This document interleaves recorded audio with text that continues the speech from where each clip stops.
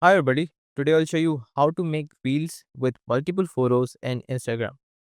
Let's begin. So as you can see here that we are already inside our Instagram profile. Now to make a reel with multiple photos, first of all we have to tap on add icon here. Okay, so now what we have to do, we have to tap on reel here. Now we have to tap on this icon so that we'll be able to select multiple photos. So now I'm going to select multiple photos here. Now let's just tap on next.